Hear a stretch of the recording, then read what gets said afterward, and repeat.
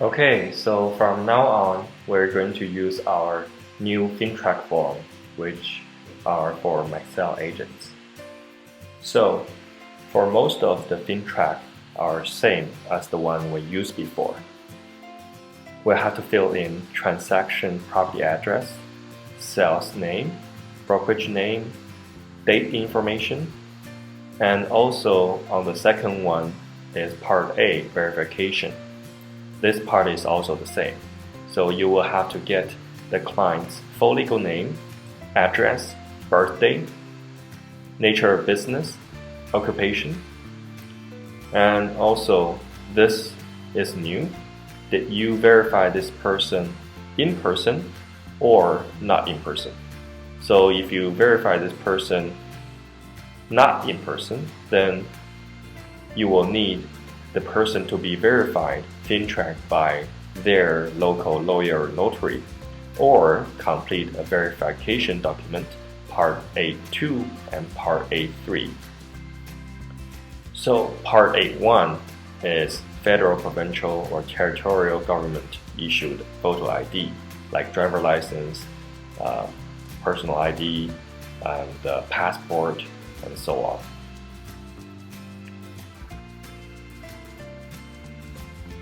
We'll come back and talk about those things.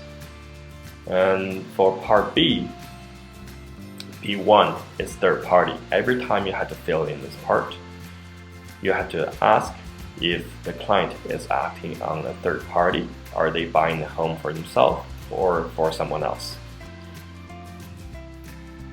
And the measurement taken. So you would check here, ask if client was acting on behalf of a third party. And you also have to put a date here. If the client does not give you any information, then you would have to check client did not provide information. Then it would become a suspicious transaction. So you probably have to report it to the Fintrac department.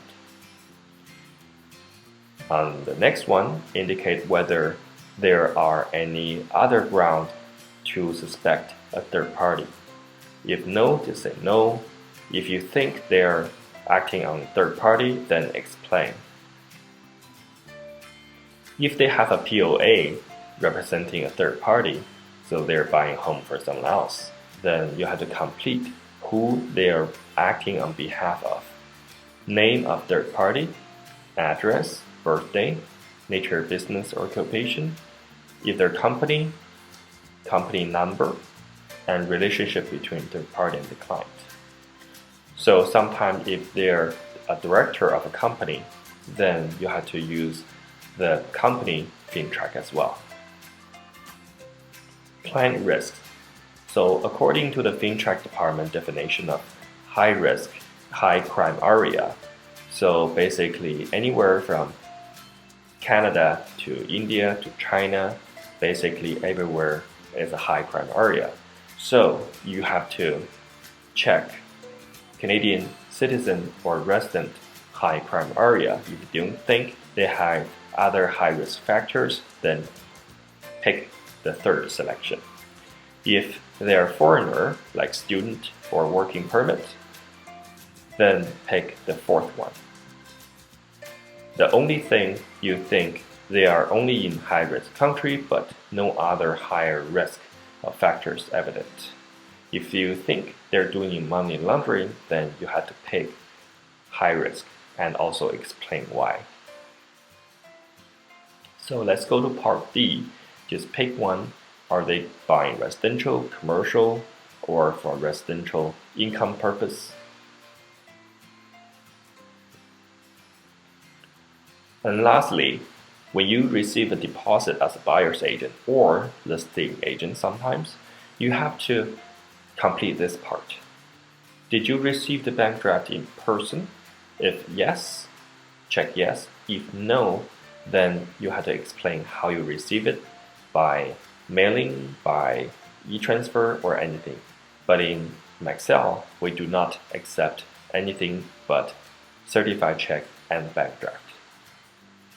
Who did you receive the deposit from? Sometimes client is out of town then they will ask their family or friend to give you the deposit.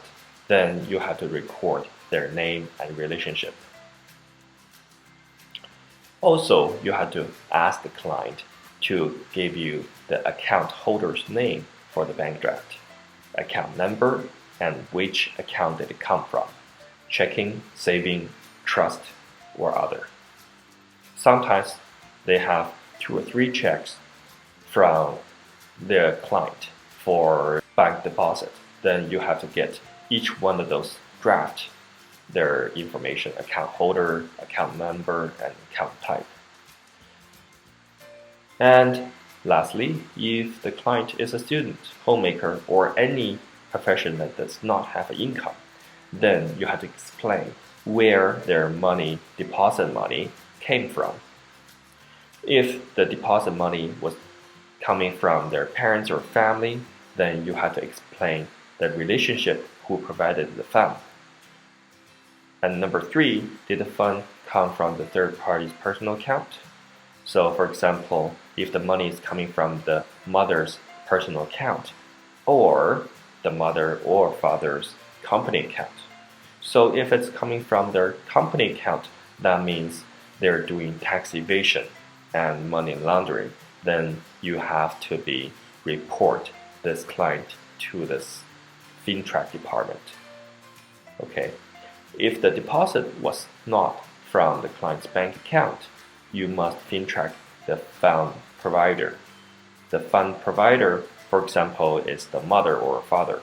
If they have a gift letter to the children, then you do not have to Fintrac them. If the fund is from a friend and your client saying, I borrowed the money, then they better have a document showing that they borrowed the money. Then you don't have to Fintrac their friend. So, for A2 credit file, this is a credit check. So if you cannot verify the client in person, then you have to do a credit check to make sure their name and address. And A3, a dual ID process method, is that you have to get client's financial entity like a bank statement or utility provider like BC Hydro, that the file has to be downloaded and emailed to you.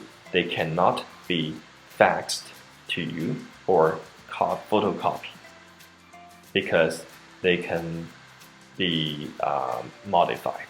So they can be downloaded and emailed to you directly, but they cannot be photocopied, faxed, or scanned. So these are the information where you fill.